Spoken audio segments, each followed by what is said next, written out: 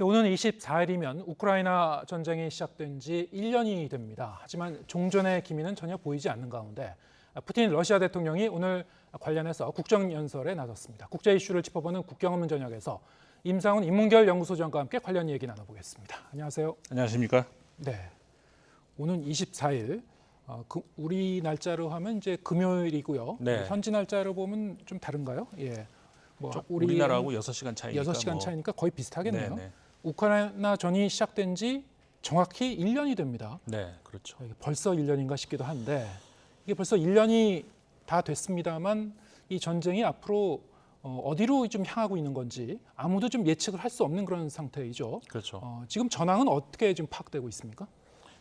지난 이제 우리 겨울이 들어선 이후로는 그 보병 간의 전투는 조금 더 줄어들었었죠. 가을에 그 우크라이나가 빼앗겼던 땅의 거의 절반 정도를 다시 차지하는 수준까지 밀어붙였고 그 이후로는 그 러시아의 어떤 그 포병 공격, 미사일 공격 이런 쪽으로 이제 계속 그 상황이 전개되고 있고 다만 최근 들어서 러시아가 그 동부 전선 돈바스 지역에 다시 좀 고 보병 병력을 다시 그 좀 집결시키고 더 밀어붙이려고 하는 그런 양상이 조금 보이기는 하는데 네.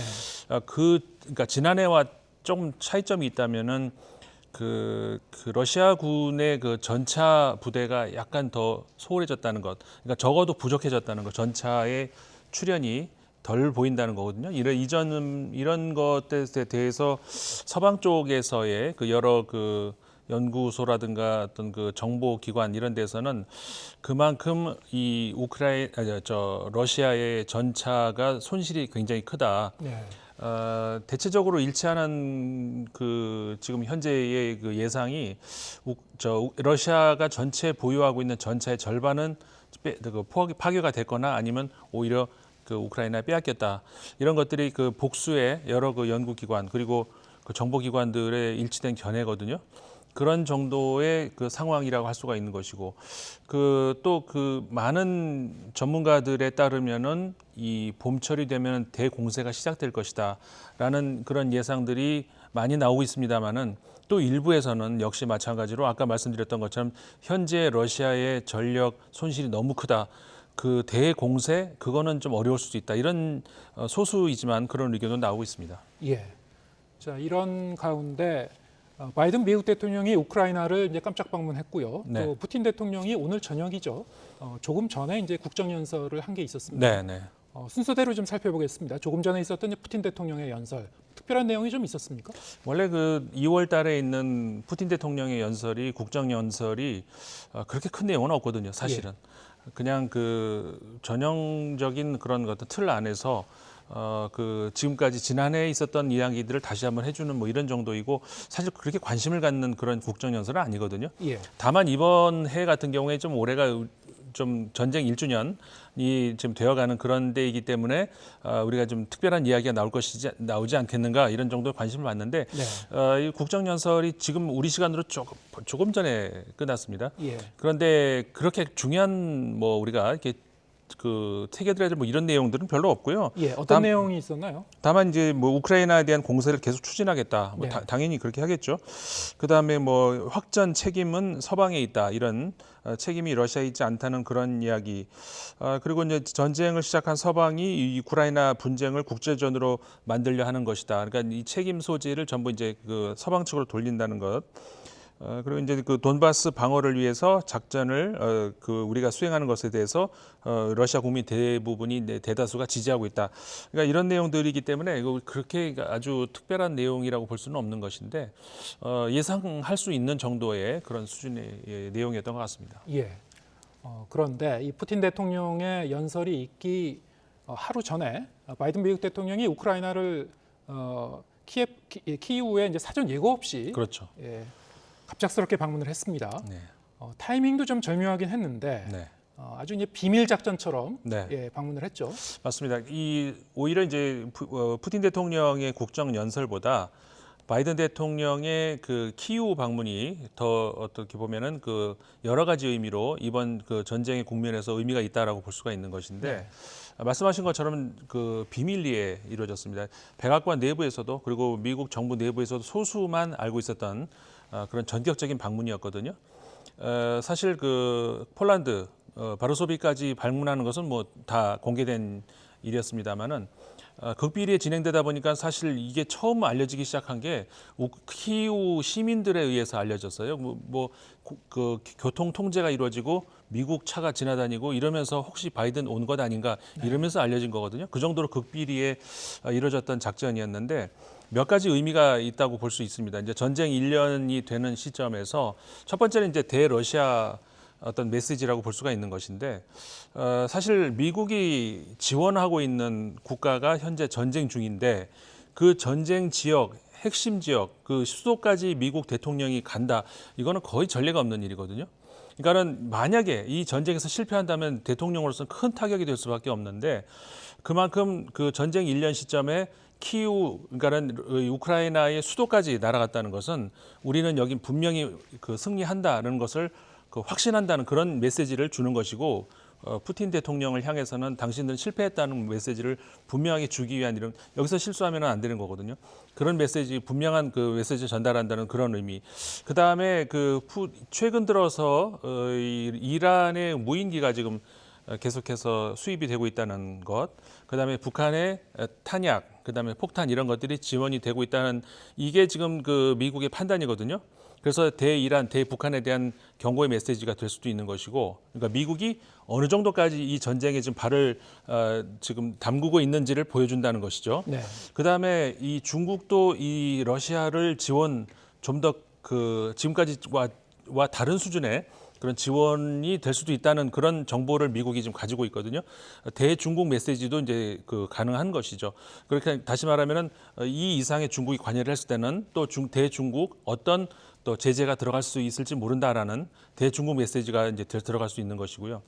근데 사실 이 서방 국가들을 향한 메시지도 될 수 있는 것인데 지금까지 특히 서유럽 국가들 같은 경우에는 전차를 지원한다 안 한다 무슨 전차는 하긴 하지만 최신형이다, 뭐 경전차다 이런 것들이 그 전투기는 계속 우크라이나가 지금 요청을 하고 있습니다만 전투기 지원은 아직까지는 어느 국가도 왜냐하면 전투기라는 것은 사실은 그냥 그 비행기를 갖다 준다고 되는 게 아니라 그 뒤따라가는 그 엄청난 많은 그 교육 인원 그 숙지하고 있는 이런 사람 수십 명이 이걸 언제까지 교육을 시키고 있겠습니까? 그러니까 어려운 일이죠. 단일 대우가 형성되기 어려운 그런 상황이 있었거든요. 여기에 대해서 바이든 대통령은 미국의 입장은 분명하다. 이 메시지를 그러니까는 그 동맹국들에게도 주려는 그 의미가 될 수도 있는 것이죠. 예. 굉장히 이제 복합적인 메시지를 발신하는 그런 네. 의미가 있었군요. 그런데 바이든 대통령이 우크라이나를 방문하는 이 시점이 사실 이제 전쟁 시작한 지 1년이 되면서 상당히 양측의 이제 피로감도 상당히 좀 축적이 돼 있는 상태이긴 하고 네. 또 국내적으로도 언제까지 이렇게 전쟁을 장기적으로 끌어갈 것인가 회의론도 일부에서는 제기될 수 있는 것이고 그렇죠. 자, 이런 것을 좀 일거에 잠재우고 이 동맹 그리고 이 대우크라이나 지원에 대한 미국의 입장은 굳건하다는 것을 다시 한번 이제 확인한 네. 그런 차원일 수 있겠습니다만 자, 미국 내 여론이 어떤지 좀 궁금합니다. 미국 내 여론 같은 경우에는 일단은 그 전쟁 그 명분상으로는 예. 분명히 지원을 해야 된다는 것이 분명하기 때문에 전쟁을 지금 수준 정도 지원하는 데에서는 전적으로 이제 그 찬성하는 지지하는 그런 여론이 많습니다. 근데 다만 이 바이든 대통령 입장에서 조심스러운 대목이 바로 그 대통령 취임하고 몇 달 되지 않아서 이 아프가니스탄의 미군 철수를 갑작스럽게 하는 바람에 그 엄청난 혼란이 일어나지 않았습니까? 예. 이렇게 되면서 사실 바이든 대통령은 대통령 당선되기 전 상원 의원 시절에도 그 외교위원장도 하고 외교 안보 전문가로 부통령까지 하고 그런 인물로 알려졌는데 그 대통령에 들어가자마자 이런 어떻게 보면은 그 실수를 할 수가 했다고 볼 수가 있는 것이기 때문에 그때 그 아프가니스탄에서 이제 갑작스러운 철수 이후로 대통령 지지율이 갑자기 뚝 떨어지는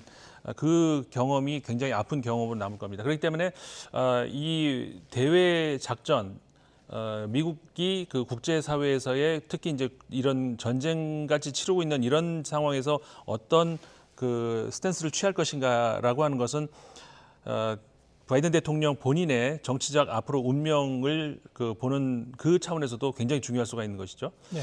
사실 내년이면은 굉장히 정치적으로 중요한 해 아니겠습니까? 지금 관련국에 모두 큰 정치적 이벤트가 지금 그렇죠. 기다리고 있죠. 예, 모두 대통령 선거가 지금 예정돼 있는 거죠.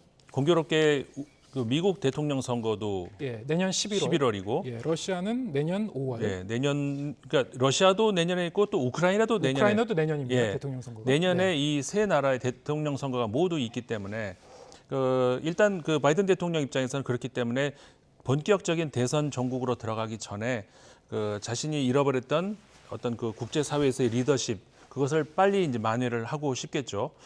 지금 우크라이나로 간 것에 대해서도 공화당 측에서는 정치적인 공격이 굉장히 거세거든요. 예.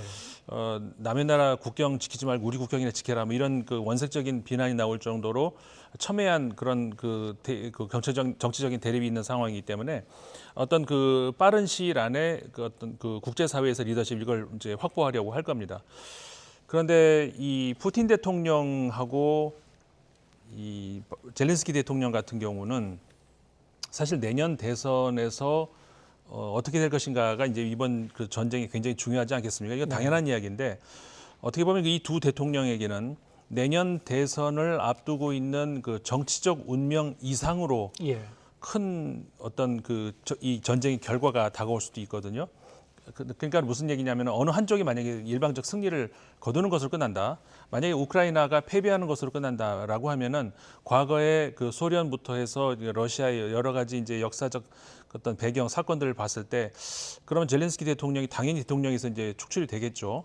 그리고 축출되는 것만으로 끝나는 것이 아니라 굉장히 생명의 위험도 갈 수가 있습니다. 지금까지의 소련과 러시아의 역사들을 봤을 때. 왜냐하면 잠재적인 위협 세력이 되니까. 그렇기 때문에 젤렌스키 대통령은 절대로 그거는 전쟁에 물러서지 않는 것이죠. 반대로 승리를 할 경우라면은 거의 역사책에 남을 수 있는 서방 세계 자유를 지킨 영웅처럼 기록이 될 겁니다. 극과 극이죠. 이 반대로 이걸 뒤집어 놓고 얘기하면은 푸틴 대통령에게도 똑같거든요. 네. 패배를 했을 때는 어떤 정치적인 신변뿐만 아니라 어떤 신변 어떤 물리적인 신변까지도 어떤 보장할 수 없는 이런 상태까지 가기 때문에 푸틴 대통령도 쉽게 물러설 수 있는 그런 입장이 아니거든요. 예. 결국은 두 정상이 국가적 운명과 함께 본인들의 운명까지 걸린 어떤 대한판 승부이기 때문에 예. 이걸 두 사람에게 어떤 협상의 여지를 남긴다. 이거는 국제사회에서는 기다릴 수 없는 그런 노릇이거든요.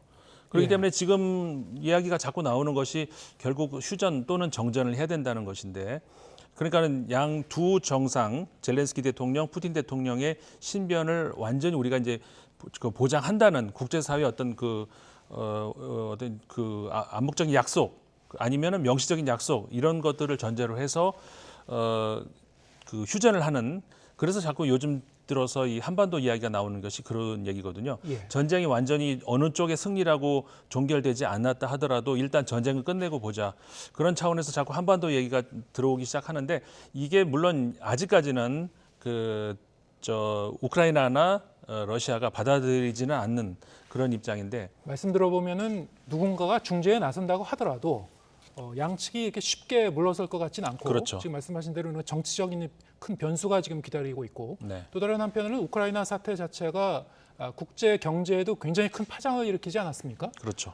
근데 또 이 경제적인 요인 자체가 러시아를 비롯해서 각 국가들이 계속 이 전쟁을 추동력을 갖고 끌고 가는 하나의 요인이기도 합니다. 그렇죠. 러시아에 대한 미국의 경제 제재, 국제 경제 제재가 제대로 효력을 발휘하지 못했다. 그래서 러시아가 오히려 이제 천연가스라든가 원유, 인도나 중국에 더 이제 수출을 하면 그걸로 이제 돈을 벌고 그러지 않았습니까? 그렇죠. 자, 이런 현상은 앞으로도 계속 되풀이가 될까요? 어떻게 전망하십니까?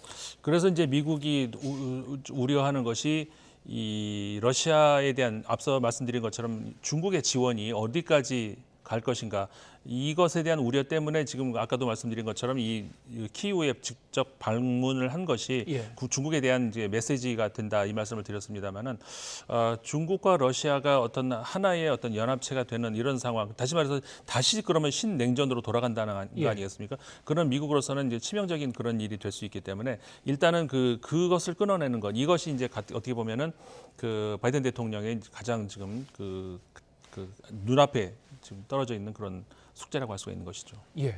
1년 전 정말 전 세계 신냉전이 새롭게 닥쳤구나. 좀 실감하게 만들었던 우크라이나 사태. 1년이 지났지만 아직도 앞으로 이제 어느 쪽으로 가고 있는 건지 예측하기가 어려운 그런 상황이라는 걸 이제 재확인할 수 있었고요. 앞으로 이제 이 각국의 정치적 변수라든가 경제적 변수 좀 더 면밀히 살펴보도록 하겠습니다. 임상훈 인문결 연구소장과 함께했습니다. 고맙습니다. 고맙습니다.